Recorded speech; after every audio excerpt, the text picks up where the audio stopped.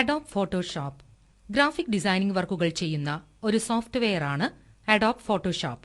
Photoshop തുറക്കുന്നതിനായി ഡെസ്ക്ടോപ്പിൽ ഇതേ രീതിയിൽ Photoshop icon create ചെയ്തിട്ടുണ്ടെങ്കിൽ അതിൽ ഡബിൾ ക്ലിക്ക് ചെയ്തോ അതല്ലെങ്കിൽ താഴെ കാണുന്ന സ്റ്റാർട്ട് ബട്ടണിൽ ക്ലിക്ക് ചെയ്ത് പ്രോഗ്രാംസിൽ അഡോബ് ഫോട്ടോഷോപ്പ് CS2 എന്ന ഓപ്ഷനിൽ ക്ലിക്ക് ചെയ്തോ ഈ സോഫ്റ്റ്വെയർ ഓപ്പൺ ചെയ്യാവുന്നതാണ്. ഇപ്പോൾ ഈ സോഫ്റ്റ്വെയർ ഓപ്പൺ ചെയ്തുകൊണ്ടിരിക്കുകയാണ്. ഇത് ഓപ്പണായി വരുമ്പോൾ വിൻഡോയിൽ ഇങ്ങനെ ഒരു വെൽക്കം സ്ക്രീൻ കാണാവുന്നതാണ്. ഈ ബോക്സിൽ നിന്നും ഫോട്ടോഷോപ്പിനെ കുറിച്ചുള്ള വിവരങ്ങളും ട്യൂട്ടോറിയൽസും വെബ് സപ്പോർട്ടും ലഭിക്കുന്നതാണ്. ഇനി വർക്ക് സ്പേസിൽ കടക്കുന്നതിനായി താഴെ കാണുന്ന ക്ലോസ് ബട്ടണിൽ ക്ലിക്ക് ചെയ്യുക. ഇപ്പോൾ കാണുന്ന ഈ വിൻഡോ ആണ് ഫോട്ടോഷോപ്പ് വർക്ക് സ്പേസ്. ഈ വിൻഡോയിൽ ഏറ്റവും മുകളിലായി നീല നിറത്തിൽ കാണുന്ന അഡോബ് ഫോട്ടോഷോപ്പ് എന്നെഴുതിയ ഈ ബാറാണ് ടൈറ്റിൽ ബാർ. ടൈറ്റിൽ ബാറിന്റെ വലതുഭാഗത്തായി മിനിമൈസ്, റീസ്റ്റോർ, ക്ലോസ് എന്നിങ്ങനെ 3 ബട്ടണുകൾ കാണാം.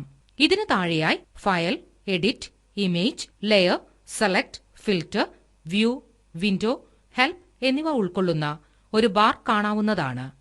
ഇതാണ് മെനു ബാർ. വിൻഡോയുടെ ഇടതുഭാഗത്തായി കാണുന്ന ഈ ബോക്സ് ആണ് ടൂൾ ബോക്സ്. ഈ ബോക്സിലാണ് വർക്ക് ചെയ്യാൻ ആവശ്യമായ ടൂൾസുകൾ ഉള്ളത്.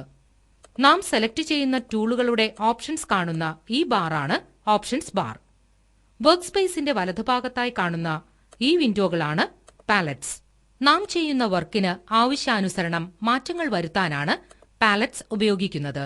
ഫോട്ടോഷോപ്പ് തുറന്നു വരുമ്പോൾ വർക്ക് സ്പേസിൽ ടൂൾ ബോക്സും പാലറ്റ്സും കാണുന്നില്ലെങ്കിൽ വിൻഡോ മെനുവിൽ വർക്ക് സ്പേസ് എന്ന ഓപ്ഷനിൽ ക്ലിക്ക് ചെയ്ത് ഡീഫോൾട്ട് വർക്ക് സ്പേസ് എന്ന ഓപ്ഷൻ ക്ലിക്ക് ചെയ്താൽ ഡീഫോൾട്ട് ആയ വർക്ക് സ്പേസ് നമുക്ക് ലഭിക്കും. ഇനി ഫോട്ടോഷോപ്പിൽ ഒരു പുതിയ പേജ് അഥവാ ന്യൂ ഡോക്യുമെന്റ് നിർമ്മിക്കുന്നത് എങ്ങനെയെന്ന് നോക്കാം. ഇതിനായി ഫയൽ മെനുവിൽ ന്യൂ എന്ന ഓപ്ഷൻ ക്ലിക്ക് ചെയ്യുകയോ കീബോർഡിൽ Ctrl+N എന്നിവ പ്രസ് ചെയ്യുകയോ ചെയ്യാം. ഇപ്പോൾ സ്ക്രീനിൽ കാണുന്ന ഡയലോഗ് ബോക്സ് ആണ് ന്യൂ ഡോക്യുമെന്റ് വിൻഡോ. ഈ ഡയലോഗ് ബോക്സിൽ വേണ്ടവിധം മാറ്റങ്ങൾ വരുത്തി ന്യൂ ഡോക്യുമെന്റ് ക്രിയേറ്റ് ചെയ്യാവുന്നതാണ്. ആദ്യമായി നെയിം എന്ന ഈ ഓപ്ഷനു നേരെ നമുക്ക് ഡോക്യുമെന്റിന്റെ പേര് കൊടുക്കാം. ഇവിടെ നമുക്ക് ഫ്ലവർ എന്ന് കൊടുക്കാം. ഇനി താഴെ കാണുന്ന പ്രീസെറ്റ് എന്ന ഓപ്ഷനിൽ ക്ലിക്ക് ചെയ്യുക. ഇവിടെ ഡോക്യുമെന്റിന്റെ വ്യത്യസ്ത സൈസുകൾ ക്രമീകരിച്ചിരിക്കുന്നത് കാണാം. ഇതിൽ നിന്ന് നമുക്ക് ഒരു ഓപ്ഷൻ തിരഞ്ഞെടുക്കാം. പ്രീസെറ്റിനു താഴെ ഡോക്യുമെന്റിന് വേണ്ട വിഡ്ത്തും ഹൈറ്റും ടൈപ്പ് ചെയ്തു കൊടുത്തും ഡോക്യുമെന്റിന്റെ സൈസ് നൽകാം. ഈ കാണുന്നതാണ് ഇതിന്റെ യൂണിറ്റ്. ഇനി നമുക്ക് റെസൊല്യൂഷൻ എന്താണെന്ന് നോക്കാം. ഒരു സ്ക്വയർ ഇഞ്ചിലെ വർണ്ണബിന്ദുക്കളുടെ എണ്ണമാണ് റെസൊല്യൂഷൻ. ഒരു ഡോക്യുമെന്റിന്റെ വ്യക്തത അതിന്റെ റെസൊല്യൂഷനെ ആശ്രയിച്ചിരിക്കുന്നതിനാൽ പ്രിന്റിംഗ് ആവശ്യങ്ങൾക്കായി മിനിമം 300 പിക്സൽ പെർ ഇഞ്ച് വേണം. എന്നാൽ മോണിറ്ററിൽ കാണാൻ 72 പിക്സൽ പെർ ഇഞ്ച് ആയാലും മതി.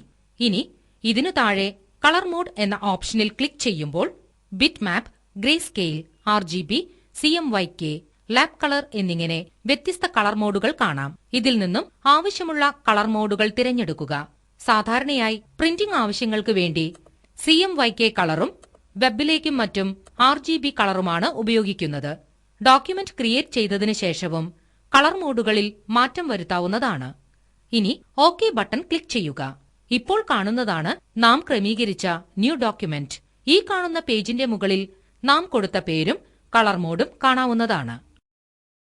ഡോക്യുമെന്റിന്റെ വലതുഭാഗത്തായി മിനിമൈസ്, റീസ്റ്റോർ, ക്ലോസ് എന്നീ ബട്ടണുകളുമുണ്ട്. ഡോക്യുമെന്റിന്റെ താഴെയായി കാണുന്ന ഈ ബാറാണ് ഡോക്യുമെന്റിന്റെ സ്റ്റാറ്റസ് ബാർ. ഈ ബാറിലെ ഈ ആരോ ക്ലിക്ക് ചെയ്താൽ ഡോക്യുമെന്റിനെ കുറിച്ചുള്ള അപ്പോഴത്തെ എല്ലാ വിവരങ്ങളും ലഭിക്കും. ഇനി ഫോട്ടോഷോപ്പിലേക്ക് ഒരു ഇമേജിനെ ഓപ്പൺ ആക്കുന്നത് എങ്ങനെയെന്ന് നോക്കാം. ഇതിനായി ഫയൽ മെനുവിൽ ഓപ്പൺ എന്ന് ക്ലിക്ക് ചെയ്യുകയോ അതല്ലെങ്കിൽ കീബോർഡിൽ Ctrl+O എന്ന ഷോർട്ട്കട്ട് ഉപയോഗിക്കുകയോ ചെയ്യാം. ഈ ഓപ്ഷനിൽ ക്ലിക്ക് ചെയ്യുമ്പോൾ ഓപ്പൺ എന്ന ഒരു വിൻഡോ കാണാം. വ്യൂ മെനു എന്ന ബട്ടണിൽ ക്ലിക്ക് ചെയ്ത് ഈ ഫയലുകളുടെ ലിസ്റ്റിംഗ് സ്റ്റൈൽ ക്രമീകരിക്കാം. ഇവിടെ നിന്നും തംബ്നെയിൽ സെലക്ട് ചെയ്താൽ ഈ ഇമേജുകളുടെ പ്രിവ്യൂ കാണാം. ഇവിടെ ക്ലിക്ക് ചെയ്ത് ഇതിൽ നിന്ന് ആവശ്യമുള്ള ഇമേജുകൾ തിരഞ്ഞെടുക്കാം. ഇപ്പോൾ നമ്മൾ മൈ ഡോക്യുമെന്റ് ക്ലിക്ക് ചെയ്യുന്നു. അതിനുശേഷം മൈ പിക്ചർ എന്ന ഫോൾഡറിൽ നിന്നും സാമ്പിൾ പിക്ചർ സെലക്ട് ചെയ്യുന്നു. ഇതിൽ നിന്നും ഓപ്പൺ ചെയ്യേണ്ട ഇമേജിൽ മൗസ് ക്ലിക്ക് ചെയ്ത് ഓപ്പൺ എന്ന ബട്ടൺ പ്രസ് ചെയ്യുക. ഇപ്പോൾ ഇമേജ് ഓപ്പൺ ആകും. ഒരു സമയം ഒന്നിൽ കൂടുതൽ ഇമേജുകൾ ഓപ്പൺ ചെയ്യണമെങ്കിൽ കീബോർഡിൽ Ctrl പ്രസ് ചെയ്ത ശേഷം ഓപ്പൺ ആക്കേണ്ട പിക്ചറുകൾ സെലക്ട് ചെയ്ത് ഓപ്പൺ ക്ലിക്ക് ചെയ്ത് കൂടുതൽ ഇമേജുകളെ ഓപ്പൺ ചെയ്യാം. ഇങ്ങനെ ഇമേജുകളുടെ എണ്ണം വർദ്ധിക്കുന്നതിനനുസരിച്ച് ഫോട്ടോഷോപ്പിന്റെ പ്രവർത്തന വേഗത കുറയും. ഇനി നമുക്ക് ഈ 3 പിക്ചറുകൾ സെലക്ട് ചെയ്ത് ഓപ്പൺ ആക്കുക. ഇപ്പോൾ വിൻഡോയിൽ കാണുന്നതാണ് നാം ഓപ്പൺ ചെയ്ത ഇമേജുകൾ. മൗസ് ഉപയോഗിച്ച് ക്ലിക്ക് ചെയ്ത് ഇങ്ങനെ ഇമേജിനെ ആക്റ്റീവ് ചെയ്യാം. ഇമേജിനെ ഫോട്ടോഷോപ്പിലേക്ക് കൊണ്ടുവരുന്ന മറ്റൊരു മാർഗമാണ് ഫയൽ മെനുവിലെ ഇമ്പോർട്ട്.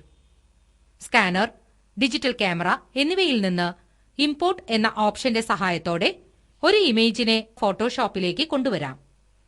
ഒരു ഇമേജിനെ ഡോക്യുമെന്റിന്റെ ഉള്ളിലേക്ക് കൊണ്ടുവരാനുള്ള ഓപ്ഷനാണ് പ്ലേസ്. ഈ ഓപ്ഷൻ ക്ലിക്ക് ചെയ്യുമ്പോൾ കാണുന്ന വിൻഡോയിൽ നിന്ന് ഇഷ്ടമുള്ള ഒരു ഇമേജ് ക്ലിക്ക് ചെയ്യുക. ഇനി പ്ലേസ് എന്ന ബട്ടണിൽ ക്ലിക്ക് ചെയ്യുക. നാം സെലക്ട് ചെയ്ത ഇമേജ് ഡോക്യുമെന്റിന്റെ ഉള്ളിൽ ഓപ്പൺ ആയിരിക്കുന്നത് കാണാം. ഇനി കീബോർഡിൽ എന്റർ കീ പ്രസ് ചെയ്താൽ ആ ഇമേജ് ഈ ഡോക്യുമെന്റിൽ ഒരു ലെയറായി പ്ലേസ് ചെയ്യും.